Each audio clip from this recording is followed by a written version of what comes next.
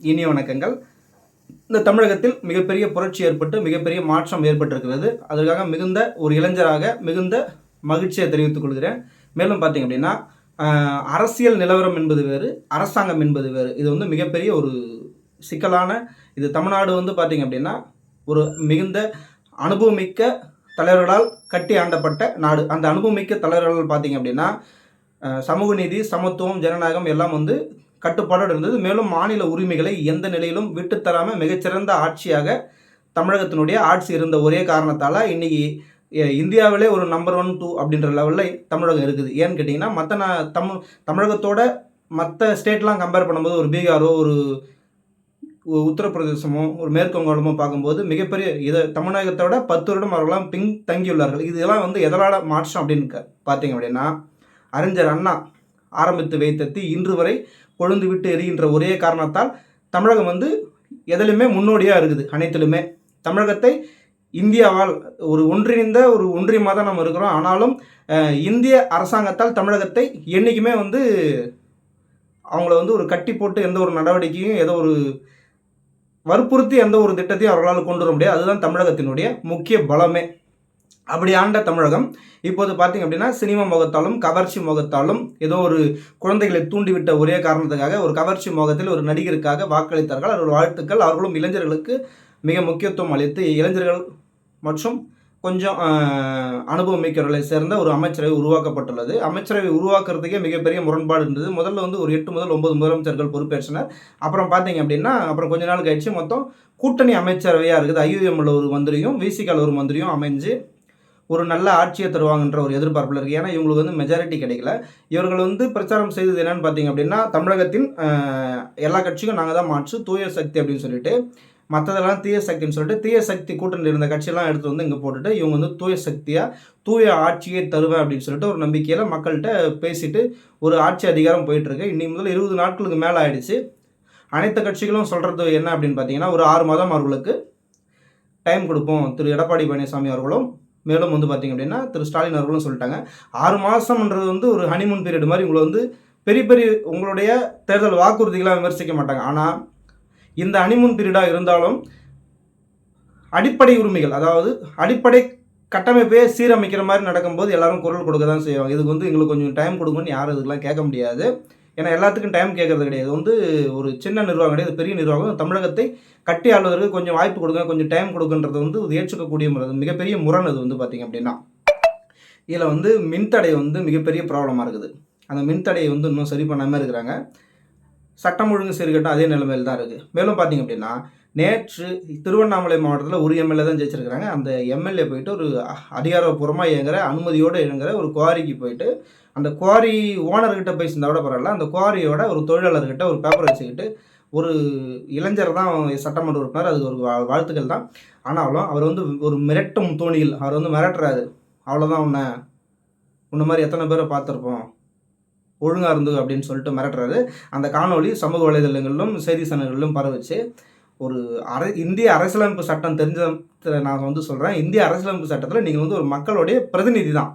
மக்கள் தான் எஜமானர். எப்பயுமே மக்கள் வந்து தேர்ந்தெடுத்தால் மட்டும்தான் நீங்கள் வந்து சட்டமன்ற உறுப்பினர். அவர்கள் தேர்ந்தெடுக்கவில்லை என்றால் நீங்கள் வந்து சாதாரண மனிதர் தான். அவர்களை வந்து இதே அந்த கல்குவாரியோட ஓனரே இருந்தால் நீங்கள் போய் மிரட்ட முடியுமா? இதுதான் ஒரு சாமானியனோட கேள்வி. உங்களுக்கு அதிகாரம் என்ன, அதை மட்டும் செய்ய வேண்டியதுதான் உங்களோட கடமை. அதை விட்டுட்டு ரீல்ஸ் முகத்தில் வந்து அவரை மிரட்டி நீங்கள் வந்து பெரிய ஹீரோயிசம் காமிக்கிறதுக்கான களம் கிடையாது. அது வந்து திருவண்ணாமலை மாவட்டம் மற்ற மாவட்டங்களில் கம்பேர் பண்ணும்போது மிக தெளிவான மாவட்டம். வட மாவட்டத்தில் மிகுந்த கல்வி அறிவோடும் நேர்மையான மக்களும் பகுத்தறிவான மக்களையும் கொண்ட இந்த திருவண்ணாமலை மாவட்டத்தை போலூரில் நேற்று போய் இந்த மாதிரி ஒரு தேவையில்லாத செயல் இருக்குது. இதை வந்து ஆரம்பத்திலே இது வந்து கண்டிக்கணும். இது வந்து தமிழக மக்களால் யாராலையும் ஏற்றுக்கக்கூடியது கிடையாது. யாரும் அதிகார தோணில் கிடையாது. நீங்கள் வந்து வெறும் மக்கள் பிரதிநிதி. அரசியலமைப்பு சட்டத்தில் உங்களுக்கு வந்து மக்களை மிரட்டுவதற்காக எந்த ஒரு தனிப்பட்ட அதிகாரமும் இதுவரை எனக்கு தெரிந்து வழங்கவில்லை. இதுதான் நிதர்சனமான உண்மை.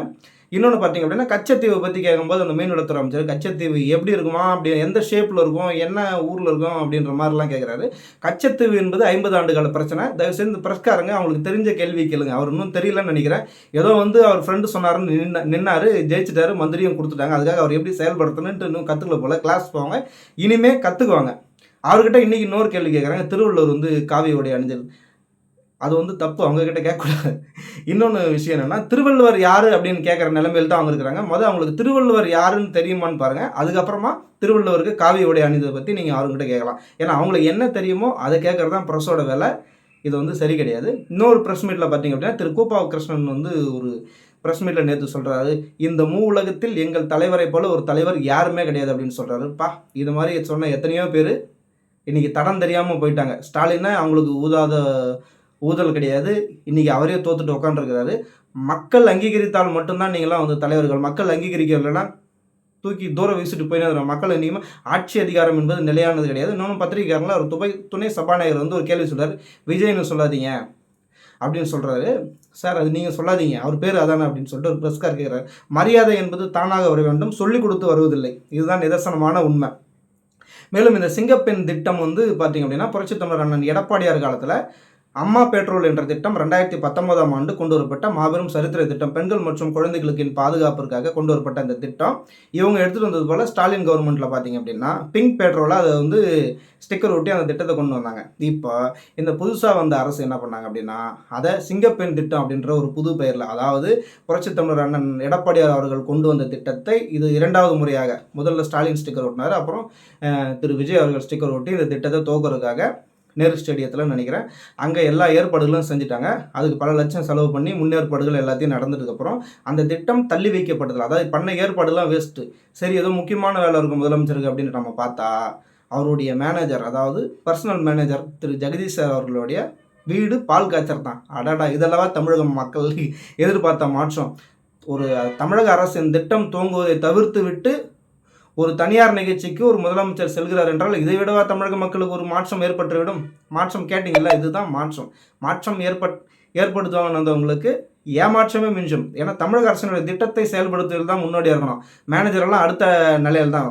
இன்னொன்று பார்த்தீங்கன்னா, இந்த குதிரை பேரம் அது பெரிய இஷ்யூ ஆகும். அது தனியாகவே நம்ம பேசுவோம். தூய ஆட்சி என்ற பெயரில் வந்து குதிரை பேரம் நடக்கல அப்படின்னு சொல்கிறாங்க. உண்மையாக குதிரை பேரம் நடக்கல. நான் சொல்கிறேன் குதிரை பேரம் நடக்கல, ஆனால் யானை பேரம் நடந்தது. அதை விட யானைக்கு தான் விலை அதிகம். அதாவது யானை பேரம் நடந்து அடுத்த கட்சியில் உள்ள எம்எல்ஏக்களையும் கட்சியினரும் விலை கொடுத்து வாங்கும் அளவிற்கு லாட்ரி பணம் சோபா மாடல் அரசில் தொடர்ந்து விளையாடி கொண்டே வருகிறது. இது வந்து அவர்கள் சாதாரணமாக நினச்சிட்டு இருக்கிறாங்க. இது வந்து ஒரு விஸ்வரூபம் எடுக்கும். ஆளுநர்கிட்ட அண்ணா திராவிட முன்னேற்ற கழகம் கம்ப்ளைண்ட் கொடுத்துருக்காங்க. இதற்கான நடவடிக்கைகள் ஆரம்பிக்கும் என்பதே என்னுடைய கணிப்பு. மாற்றம் வந்து பார்த்திங்கன்னா ஏமாற்றம் தான், மாற்றமும் கிடையாது, ஒன்றும் மண்ணாங்கட்டியும் கிடையாதுன்ற மாதிரி ஏமாற்றம் தான்.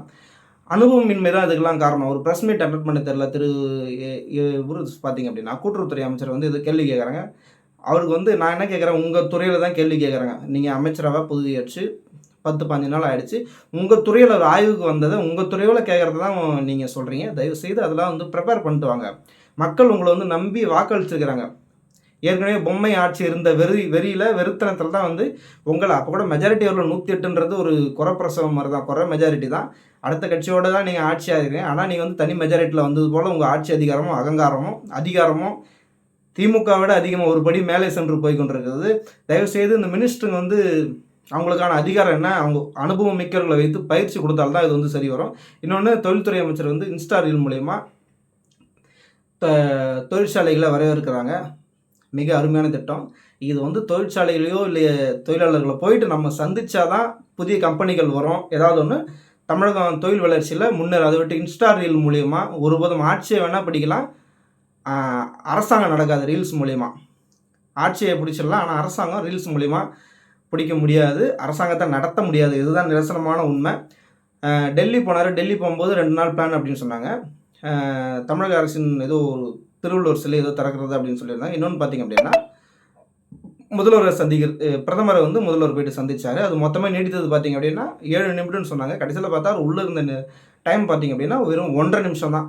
அடுத்து உள்துறை அமைச்சர் அமித்ஷாவை வந்து போய் பார்க்குறதா சொல்லியிருந்தார். அதுக்கும் போய் பார்க்க முடியல. அவர் என்னன்னு தெரியல, அதுக்கு டைம் இல்லை அப்படின்னு சொல்லிட்டு அப்பாயின்மெண்ட் கொடுக்கலானாங்க.